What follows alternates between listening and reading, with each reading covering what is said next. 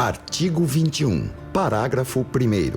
Toda pessoa tem o direito de tomar parte no governo de seu país, diretamente ou por intermédio de representantes livremente escolhidos. Parágrafo 2º. Toda pessoa tem igual direito de acesso ao serviço público do seu país. Parágrafo 3º. A vontade do povo será a base da autoridade do governo. Esta vontade será expressa em eleições periódicas e legítimas, por sufrágio universal, por voto secreto ou processo equivalente que assegure a liberdade de voto.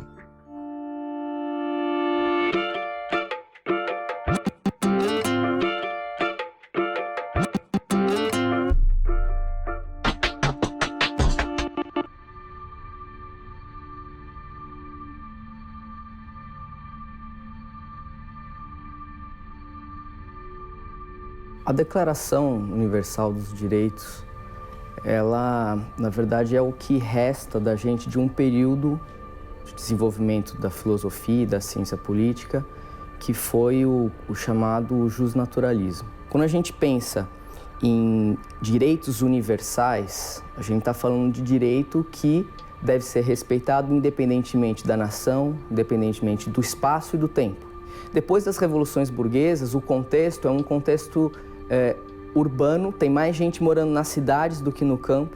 Eu não tenho mais um escravo trabalhando para mim para que eu possa governar a polis, filosofar, pensar o bem comum.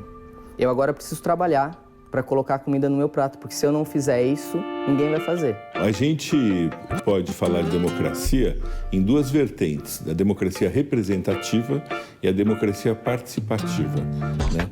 No artigo 1º da Constituição Federal, no parágrafo único, lá diz que todo poder emana do povo, que o exerce através de representantes eleitos ou diretamente. Então, o que hoje a gente chama de democracia não tem nada a ver com o que os gregos entendiam por democracia. Hoje a gente entende por democracia a república. Pressupõe, então, um governo de todos, o governo da coisa pública, res pública, que pressupõe, então, alguns procedimentos pensados internamente ao Estado e que garante uma representatividade daquilo que o Rousseau chama a vontade geral. Pela primeira vez, se transferiu a ideia de soberania, que estava centrada na figura do governo ou daquele que governa, para as mãos do povo. A democracia é uma demonstração, por assim dizer, ou seria a moldura do que é a liberdade. Liberdade no exercício da cidadania. O Winston Churchill dizia que a democracia não é o melhor sistema, não é o sistema perfeito, mas é o melhor que nós temos. Então, para mim, o conceito de democracia em sentido, ou numa demonstração rápida, seria esse.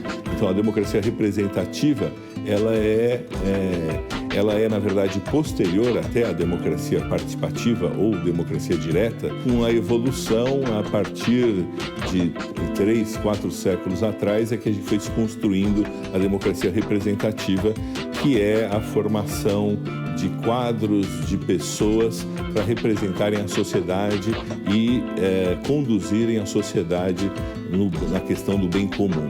Meu nome é Maurício Jorge Piragino, também sou conhecido como Xixo, sou coordenador geral da Escola de Governo de São Paulo.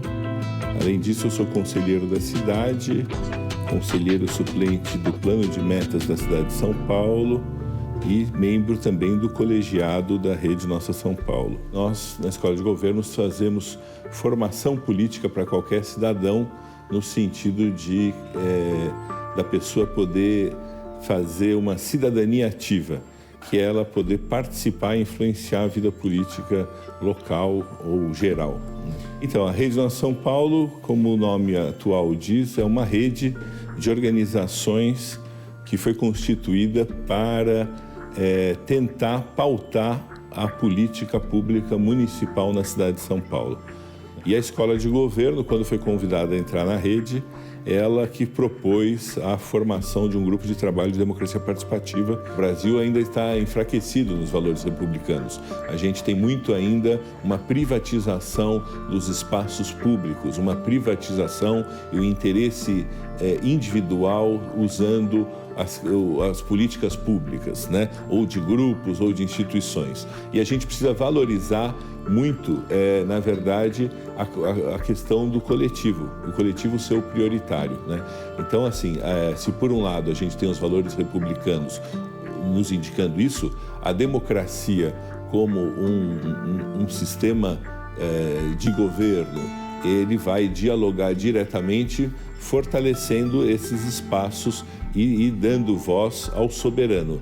No Brasil, o soberano, infelizmente, ainda não tem voz. O soberano no Brasil é o povo, e o povo ainda tem pouca voz por conta de reiteradas ditaduras que a gente viveu no Brasil.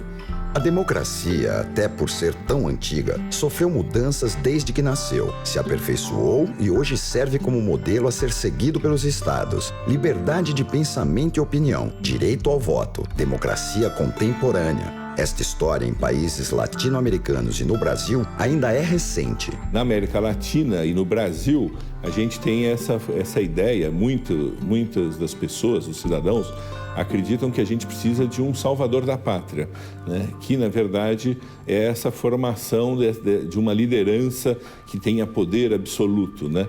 Dentro do histórico da formação do Estado brasileiro, da mentalidade brasileira, se valorizou muito o personalismo, se valorizou muito o privatismo, né? Vamos lembrar que Portugal, quando colonizava o Brasil, não tinha dinheiro, então entregava os espaços para um senhor que dominava aquele espaço, e ele regulava aquele espaço de uma forma privada. Para a gente conseguir falar da realidade brasileira hoje, a gente precisa voltar um pouco, olhar para um contexto mais amplo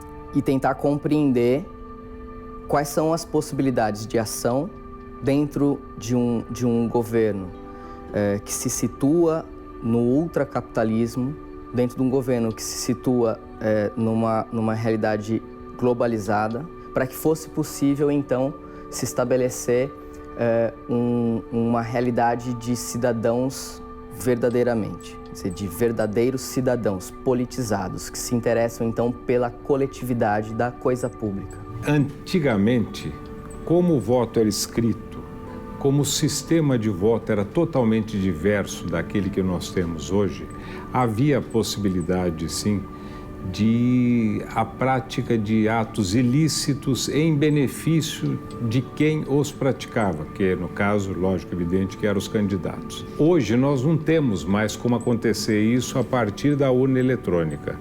E eu posso afirmar sem qualquer dúvida que, sob o aspecto da urna eletrônica, não há nenhuma outra nação que tenha um sistema como o brasileiro. É preciso que se criem estruturas, que sejam instituições, que estejam previstas em leis para defender o povo do Estado. Quando você cria a possibilidade de eleição de alguém, eu crio uma defesa. Se um parlamentar ruim tomar o poder, ele poderá ser substituído. Como conselhos de participação, por exemplo, como a eleição, como os partidos políticos, o pluripartidarismo. Quer dizer, essas são instituições que compõem o Estado contemporâneo e que foram pensadas com a intenção de preservar alguns direitos, independentemente se os governantes que assumirem os poderes forem governantes sem virtude ou com más intenções ou corrompidos. A Justiça Eleitoral ela é integrada pelo Tribunal Superior Eleitoral, que fica em Brasília, que é o tribunal que praticamente organiza tudo aquilo que diga respeito às eleições. Nos estados nós temos os tribunais regionais eleitorais e, além deles, os juízes eleitorais, que são aqueles juízes que trabalham nas zonas eleitorais, responsáveis pelas zonas eleitorais. Antônio Carlos Matias Couto, vice-presidente e corregedor regional eleitoral no estado de São Paulo, desembargador do Tribunal de Justiça de São Paulo. A Justiça Eleitoral funciona o ano inteiro. Tanto no alistamento eleitoral, durante as eleições, ele toma uma série de providências, como o Tribunal Superior Eleitoral também, e essas providências todas depois repercutem durante o ano inteiro nas consequências da eleição.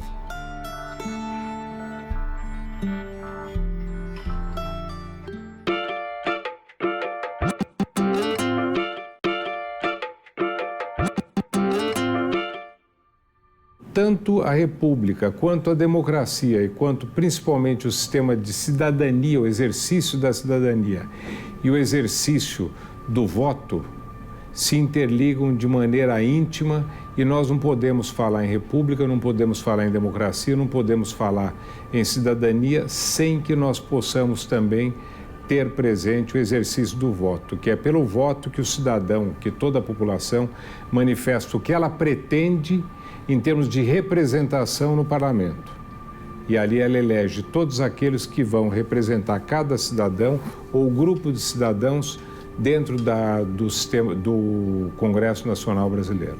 O voto, de fato, ele muitas vezes é vendido como uma solução para todos os problemas. O voto ele tem que ser visto como um direito conquistado.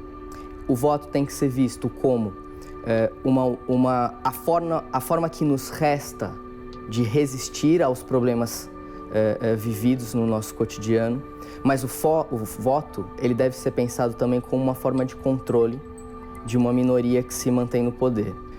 Por quê? Porque a forma como o voto é colocada num contexto de despolitização. Esse é um raciocínio chave para a gente pensar a democracia contemporânea. A democracia representativa, isto é, o voto, deveria ser um mecanismo um instrumento de formação de um parlamento ou de um executivo que seja o espelho da sociedade brasileira.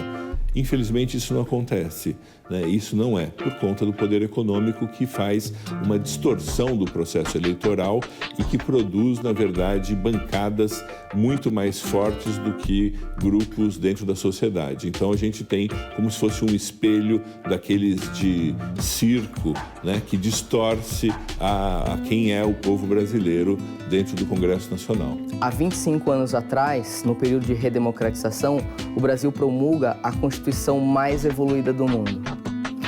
Mas para que povo? Eu tenho, então, uma Constituição que prevê uma série de espaços de participação política. No entanto, o povo não se interessa. O povo está tomado pelo mundo do trabalho, está preocupado com seus projetos individuais. A ideia de que o Brasil não se redemocratizou após 1985. Na verdade, o Brasil se democratizou a partir da Constituição Cidadã. Acho que é muito importante a gente valorizar também o papel que a sociedade civil teve nesse aprofundamento da democracia. Então, a gente tem visto, por exemplo, pessoas politizadas que se organizam em movimentos sociais, que se organizam em organizações não governamentais, se valer da participação de uma massa para dar volume a uma causa que foi pensada. O Ficha Limpa foi um exemplo. A lei da ficha limpa, então, ela teve esse papel fundamental, primeiro de mobilizar as pessoas, das pessoas entenderem como é que funciona o jogo político. A lei da ficha limpa foi uma lei que veio em bom momento e, além disto, ela é fruto da iniciativa popular, porque foi um grupo de cidadãos que começou com um movimento com vistas à edição da lei da ficha limpa. O Congresso Nacional acabou por aceitar e foi feita a proposta com vistas à edição dessa legislação. A participação política, ela tem que ultrapassar o voto. E como que eu vou educar? Não é educar lendo livros, é também. Eu me educo fazendo a política e estudando a política. Eu crio, então, um hábito que me permite, no momento em que eu estou no meu momento de ócio, de lazer, não assistir a novela, mas acompanhar um projeto de lei. Você pode entrar no site do governo, registrar o seu e-mail ali para acompanhar um projeto de lei. E quando o projeto de lei sair de uma mesa e for para outra, você recebe um e-mail. Olha só, quem faz isso? Ninguém. Ou quase ninguém. Vereadores, deputados, senadores, governantes dos municípios, estados e da nação são servidores públicos que passam pelo concurso das urnas. E nós os diplomamos. E daí? E depois? O que esperar de um homem de Estado?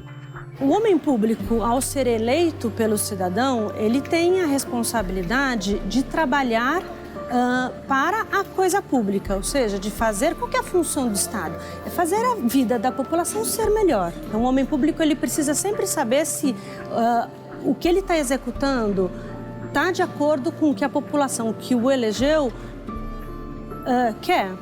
Se aquilo que ele está fazendo efetivamente ele está representando a população. A vontade geral não é a vontade da maioria. A vontade geral denota o bem de todos.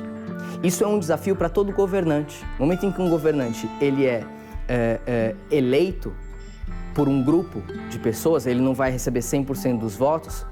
Uma vez que ele está ocupando aquele cargo, ele não pode se preocupar com a vontade de quem votou nele. Ele tem que se preocupar com a vontade também de quem não votou nele. Nós estamos na região central da cidade de São Paulo, onde fica instalado o posto Poupatempo Sé. O Poupatempo ele faz documentação, carteira de identidade, carteira nacional de habilitação, carteira de trabalho, toda a documentação básica que o cidadão precisa para poder, em todos os órgãos públicos, exercer sua cidadania. Essa documentação ela é compulsória, ou seja, ela é exigida pelo Estado para que ele possa ser cidadão. Marcar uma consulta no centro de saúde, fazer uma matrícula de colégio de criança, participar de programas, abrir conta no banco. Então, essa documentação ela é exigida pelo Estado.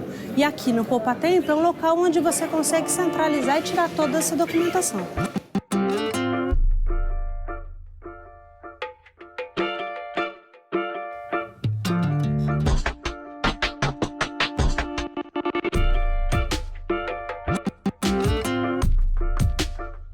Sou Cândida Rocha Schwenk, eu sou gerente dos postos Sé e Luz. Facilidade de acesso. Os locais de atendimento precisam estar distribuídos em locais estratégicos, próximos a transportes públicos, a regiões centrais, de forma que o cidadão consiga se dirigir com facilidade aos serviços. O outro item é a questão da informação. Quanto mais você divulga as informações sobre esse serviço, é mais fácil para a população saber como utilizar os serviços, como não perder tempo, não perder dinheiro nesse trajeto, vindo até o local de atendimento, pedir informação e voltar um outro dia para ser atendido. A internet é nosso grande parceiro na divulgação das informações. Por isso é fundamental que todos os órgãos públicos tenham não só as informações divulgadas na internet, como serviços mesmos. Serviços que eles possam realizar do começo ao fim pela internet. Foi prático. Eu peguei, agendei via internet para a data e a hora, que era 12:30. Eu cheguei cedo, cheguei aqui, era 12:00, passei por todos os trâmites que precisa fazer para chegar até lá. E 12:19 eu já tinha saído, já estava feito com o protocolo na mão. Foi muito rápido. Meu nome é Marco Aurélio Alves, tenho 48 anos e trabalho com call center. Eu vim tirar a segunda via de RG. Documentação, serviço público, é o Estado, é os órgãos públicos que fornecem. Então, isso movimentando, funcionando bem, atendendo bem o cidadão, é essencial. O que é importante é que em cada um desses pontos de atendimento existe essa preocupação, né, com a informação, com a desburocratização do atendimento e com a própria receptividade. Que acho que é uma coisa que é fundamental no acesso da população, é que ao cidadão se dirigir ao serviço público, ele perceba uma receptividade do Estado. Se efetivamente todos os funcionários que estão trabalhando naquele local estão respeitando a cidadania, as leis de cidadania, estão atendendo bem o cidadão, estão progredindo, estão fazendo com que o cidadão tenha acesso aos serviços públicos. Amigos, parentes que já utilizaram. Difícil você não encontrar uma pessoa que não tenha a precisão de usar um órgão público para uma documentação. Se o cidadão não tiver, sob as circunstâncias, sob o aspecto eleitoral, em ordem, existem documentos outros, existem atos que ele não pode praticar. Para tirar passaporte, ele tem que estar em dia com a Justiça Eleitoral. Para ele sair do Brasil, para ele viajar, ele tem que apresentar também documentos que, eventualmente, o próprio título eleitoral, dependendo do lugar para onde ele vai ter que apresentar.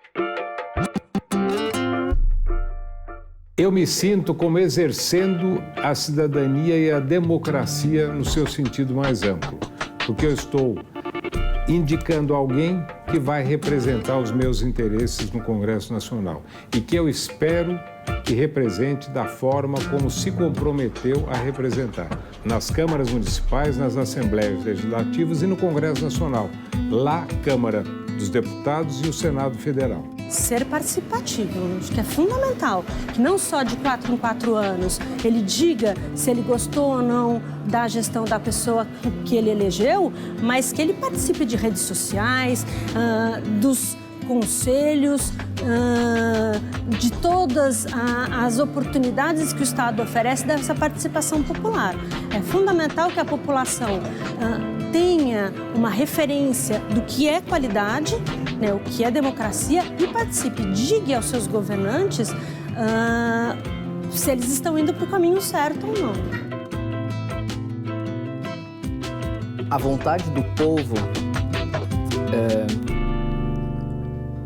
ela tem que ser a base de qualquer governante. Nem sempre foi assim. Levou muitos anos para a humanidade chegar a esse consenso de que a vontade do povo, da população como um todo, todos os estratos, todas as facções, ela deve ser levada em conta pelo governante. Não significa que ela é levada em conta. Agora, a gente vive uma realidade nova no mundo, e no Brasil inclusive, que é uma nova fase de desenvolvimento tecnológico, de presença de tecnologias de informação e comunicação nas mãos da população, que permite a essa população expressar a sua vontade para o governante. Hoje ele conhece pela internet, sem custo nenhum. Ele então tem a faca e o queijo na mão para, de fato, tomar conhecimento da vontade geral. A partir do uso das tecnologias, a partir do uso de celulares, das redes tecnossociais, tomado as ruas e, a partir disso, expressado uma vontade. Não importa mais se a população, se 1 milhão de pessoas que estão nas ruas sabem o que eles estão fazendo.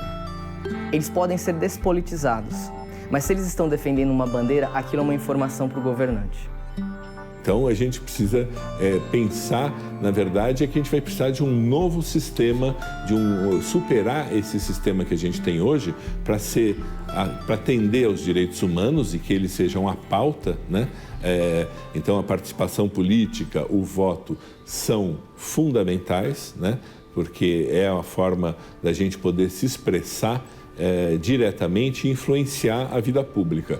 A Declaração Universal dos Direitos Humanos é fundamental porque ela é uma diretriz, ela é uma orientação do que os governos devem fazer para a cidadania, em prol da cidadania. Então, quais são as ações, né, que vão efetivamente fazer com que o governo seja um governo democrático?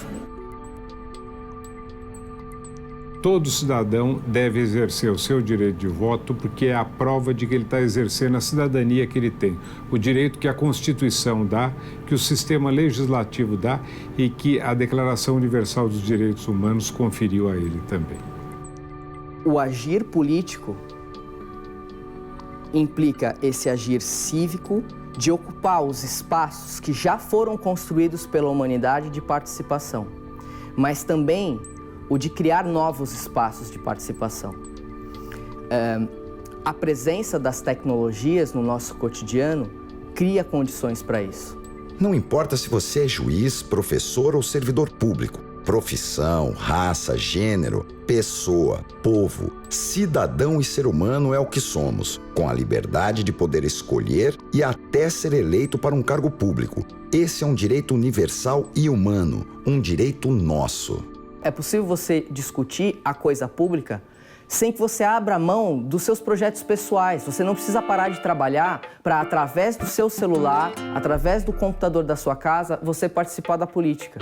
Então, isso é uma situação nova. E isso abre, de fato, perspectivas. Mas eu não vou olhar para isso com esperança, nem com fé. Porque são espaços concretos. Eu vou olhar para isso realizando a política.